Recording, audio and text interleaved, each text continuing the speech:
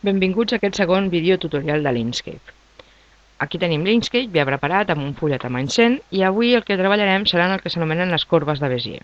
Les corbes de Bézier les tenim aquí. Dibuixar corbes de Bézier i línies rectes.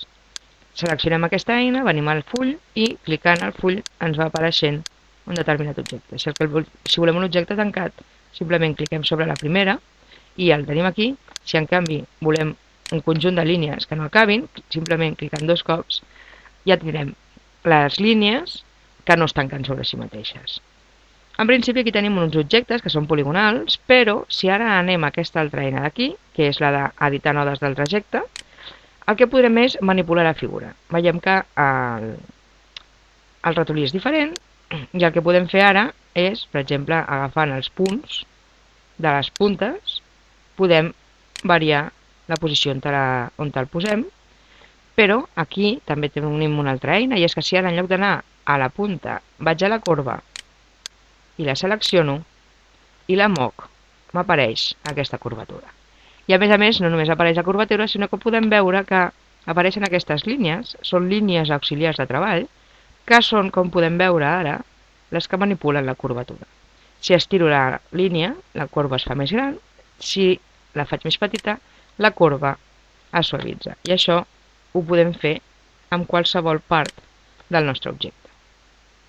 Igual en aquest, si ara canvio aquest objecte, puc manipular-li els nodes, moure'ls del punt original on els havia posat, però si me'n vaig a la corba, puc donar curvatura al que abans era recte.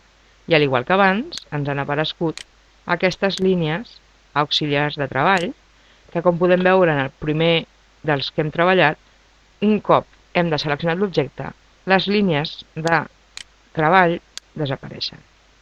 Aquesta és la manera de treballar amb corbes de Bézier.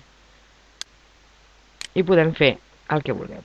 Podem rectificar després el node, podem rectificar la curvatura, igual que ara, si torno en aquesta, em torna a marcar sobre aquesta corba en la que estic treballant i puc tornar a manipular la curvatura que havíem fet abans. Veieu que en un principi no m'havien sortit les corbes, tornant a clicar a sobre, se'm destaquen els nodes sobre els que l'estava treballant i em tornen a aparèixer les línies. Podem treballar de la manera que més ens interessi, amb les corbes pròpiament dites, com vaig a fer ara, o amb les línies auxiliars.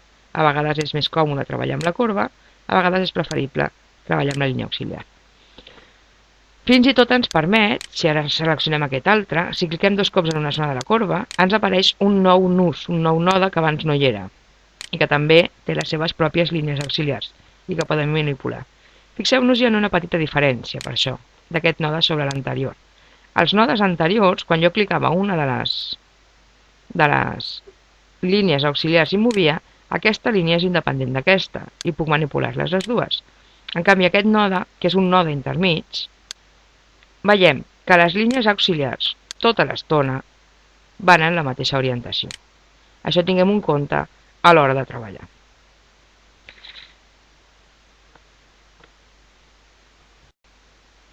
Ara anem a veure què més li podem fer en aquest objecte que tenim aquí que hem manipulat. Ara encara tenim, mirem el ratolí, la selecció de manipular nodes.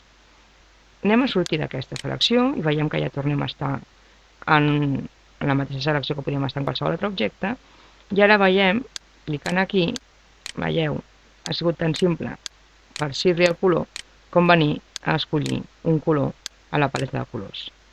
I si volguéssim fer-li alguna acció, com per exemple fer un degradat, simplement venim aquí i podem fer-li el degradat que més ens interessi.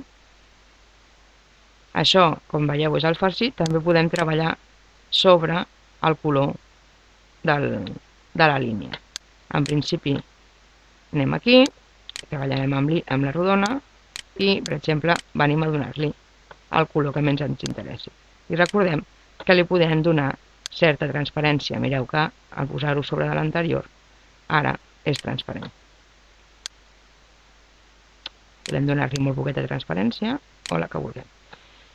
I d'aquesta manera treballarem amb les corbes de Bézier. espero que tot hagi anat bé.